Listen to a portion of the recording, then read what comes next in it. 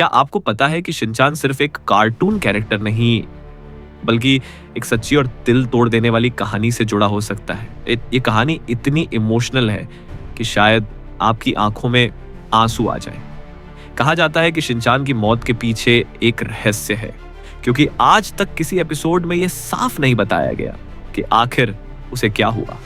आज हम जानेंगे वो हार्ट रेंचिंग स्टोरी जिस पर यह पूरी थ्योरी टिकी हुई है। शुरुआत होती है मिसाए नोहारा से, जो अपने बेटे शिनचान को एक हादसे में खो देती है। इस एक घटना ने उसकी पूरी दुनिया ही तोड़ दी।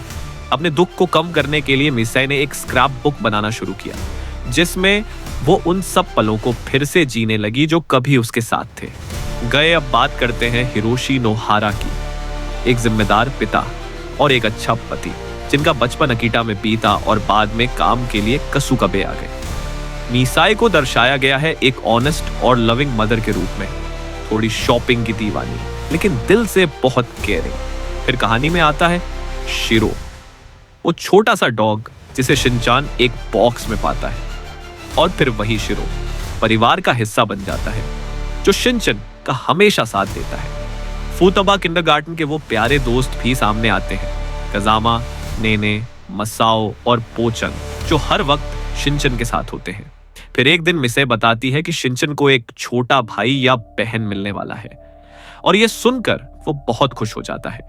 हिमावारी के जन्म के बाद शिनचान और उसका बॉन्ड बहुत खास हो जाता है।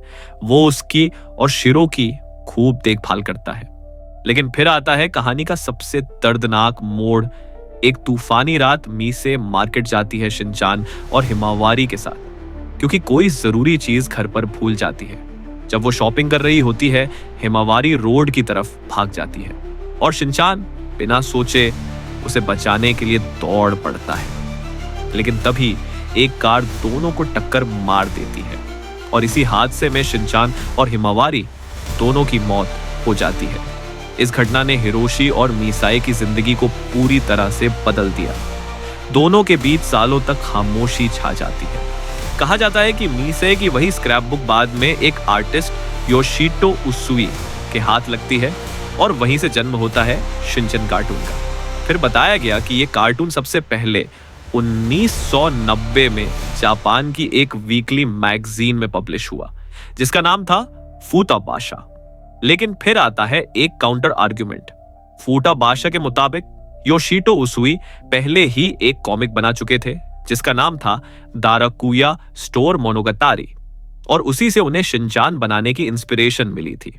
उस कॉमिक में एक 18 साल के लड़के की डेली लाइफ दिखाई गई थी और उसी से शिनचान का जन्म हुआ। असल में शिनचान का मकसद था दुनिया को एक जापानी घर की नॉर्मल रोजमर्रा की जिंदगी दिखाना, जिसमें हंसी भी हो, मासूमियत भी और थोड़ा सा पागलपन भी।